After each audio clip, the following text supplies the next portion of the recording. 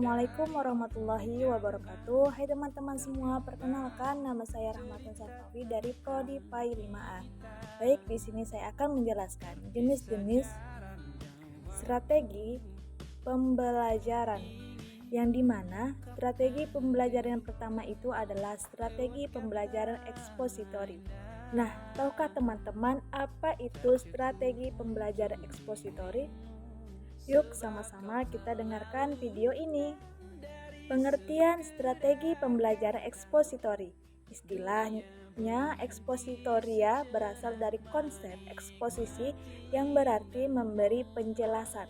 Nah, metode ekspositori adalah metode pembelajaran yang digunakan dengan memberikan keterangan terlebih dahulu definisi, prinsip, konsep, materi pelajaran serta memberikan contoh-contoh latihan pemecahan masalah dalam bentuk ceramah, demonstrasi, tanya jawab, dan penguasaan.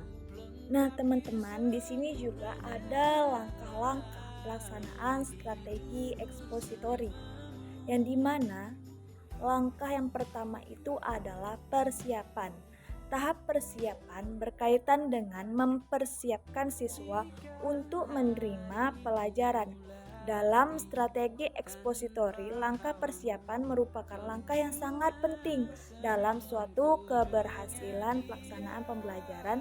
Dengan menggunakan strategi ekspositori sangat tergantung pada langkah persiapan siswa tersebut. Nah, yang kedua itu adalah penyajian. Langkah penyajian adalah langkah penyampaian materi pelajaran sesuai dengan persiapan yang telah dilakukan. Guru juga harus memikirkan penyajian ini adalah bagaimana agar materi pelajaran tersebut dapat dengan mudah ditangkap oleh peserta didiknya. Oleh karena itu, ada beberapa yang harus diperhatikan dalam pelaksanaan langkah-langkah ini. Yang pertama, penggunaan bahasa. Yang kedua, intonasi suara. Yang ketiga itu ada menjaga kontak mata dengan siswa. Yang keempat itu adalah menggunakan joke yang menyegarkan. Teman-teman, langkah yang ketiga itu adalah kolerasi. Nah, kolerasi ini adalah langkah menghubungkan materi pembelajaran dengan pengalaman siswa yang memungkinkan siswa dapat menangkap keterkaitannya dalam struktur pengetahuan yang telah dimilikinya. Nah, yang keempat itu ada penyimpulan. Nah, penyimpulan adalah tahap untuk memahami inti dari materi pelajaran yang telah disajikan oleh guru untuk peserta didik. Nah, langkah yang kelima itu ada pengaplikasikan. Nah, langkah pengaplikasikan adalah langkah untuk kemampuan siswa setelah mereka menyimak penjelasan dari gurunya. Nah, langkah ini sangat penting dalam proses pembelajaran ekspositori, sebab melalui langkah ini guru akan dapat mengumpulkan informasi tentang penguasaan dan pemahaman materi oleh peserta didiknya. Nah, teman-teman, ada nih strategi yang kedua, yaitu strategi pembelajaran inquiry. Nah, secara istilah strategi pembelajaran inquiry menurut Saiful Sagala, metode ini merupakan metode pembelajaran yang berupa menanamkan dasar-dasar berpikir ilmiah pada diri siswa yang berperan sebagai subjek belajar, sehingga dalam proses pembelajaran ini siswa lebih banyak belajar sendiri, mengembangkan kreativitas dalam memecahkan suatu masalahnya. Nah, di sini juga ada langkah-langkahnya ini teman-teman. Langkah-langkah dalam strategi pembelajaran inquiry yang pertama itu adalah langkah orientasi. Nah, langkah orientasi adalah langkah untuk membina suasana atau iklim pembelajaran yang responsif. Nah, guru mengkondisikan agar siswa siap melaksanakan proses pembelajaran. Nah, teman-teman, langkah yang kedua itu adalah langkah merumuskan masalah. Merumuskan masalah merupakan langkah membawa siswa pada suatu persoalan yang mengandung teka-teki nih teman-teman. Persoalan yang disajikan adalah persoalan yang menantang siswa untuk memecahkan masalah itu sendiri atau teka-teki yang tadi teman-teman. Nah, yang ketiga itu ada merumuskan hipotesis. Nah, yang dimana hipotesis ini adalah jawaban sementara dari suatu permasalahan yang sedang dikaji. Sebagai jawaban sementara, hipotesis perlu diuji kebenarannya nih teman-teman, kemampuan atau potensi individu untuk berpikir pada dasarnya sudah dimiliki sejak individu itu lahir. Nah, langkah yang keempat itu adalah mengumpulkan data. Mengumpulkan data adalah aktivitas menjaring informasi yang dibutuhkan untuk menguji hipotesis yang diajukan, yang dimana dalam strategi pembelajaran inquiry mengumpulkan data merupakan proses pengumpulan data yang bukan memerlukan motivasi yang kuat dalam belajar siswa. Nah, langkah yang kelima itu adalah menguji hipotesis. Menguji hipotesis adalah proses menentukan jawaban yang dianggap diterima sesuai dengan data dan informasi yang diperoleh berdasarkan pengumpulan data.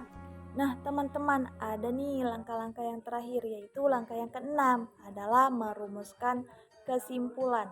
Merumuskan kesimpulan adalah proses mendeskripsikan temuan yang diperoleh berdasarkan hasil pengujian hipotesis, teman-teman. Nah, merumuskan kesimpulan merupakan gongnya dalam proses pembelajaran.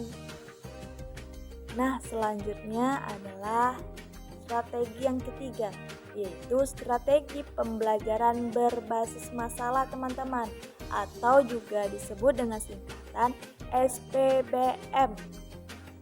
Nah, strategi pembelajaran berbasis masalah atau disebut dengan SPBM adalah merupakan suatu pendekatan pembelajaran yang dimana siswa mengerjakan permasalahan yang otentik dengan maksud untuk menyusun pengetahuan mereka sendiri yang lebih tinggi, mengembangkan kemandirian dan kepercayaan dirinya. Nah, ciri-ciri strategi pembelajaran berbasis masalah atau SPBM. Yang pertama itu ada pertanyaan atau masalah perangsang. Yang kedua itu adalah fokus interdisipliner. Yang ketiga ada investigasi autentik. Yang keempat ada produksi artefak dan eksibit. Yang kelima itu adalah kolaborasi. Yang keempat itu ada strategi pembelajaran kooperatif. Pengertian pembelajaran kooperatif adalah salah satu pembelajaran yang berdasarkan pada paham konstruktivitas. Nah, langkah-langkahnya itu yang pertama itu adalah penjelasan pada materi. Nah, tahap ini merupakan tahap penyampaian pokok-pokok materi pelajaran sebelum siswa belajar dalam kelompok. Tujuan utamanya adalah pemahaman siswa terhadap pokok materi pembelajaran tersebut. Yang kedua itu ada belajar kelompok. Tanpa ini dilakukan setelah guru memberikan penjelasan materi. Siswa bekerja dalam bentuk sebuah kelompok yang telah dibentuk sebelumnya. Yang ketiga itu ada penilaian. Penilaian dalam pembelajaran kooperatif bisa dilakukan melalui tes atau kuis yang disiapkan oleh guru.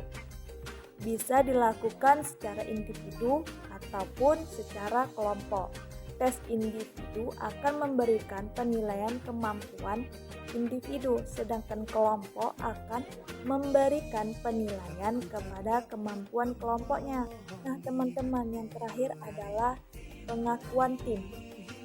Adalah penetapan tim yang dianggap paling menonjol atau tim paling berprestasi untuk kemudian diberikan penghargaan atau guru memberikan hadiah dengan harapan dapat memotivasi siswa agar siswa atau tim tersebut terus berprestasi lebih baik lagi untuk kedepannya. Nah, sekian penjelasan tentang strategi pembelajaran kooperatif dari saya. Semoga bermanfaat untuk kita semua. Dan terima kasih sudah mendengarkan video saya. Apabila ada kata saya yang salah, saya mohon maaf. Kepada Allah saya mohon ampun. Billahi taufiq wal hidayah. Assalamualaikum warahmatullahi wabarakatuh.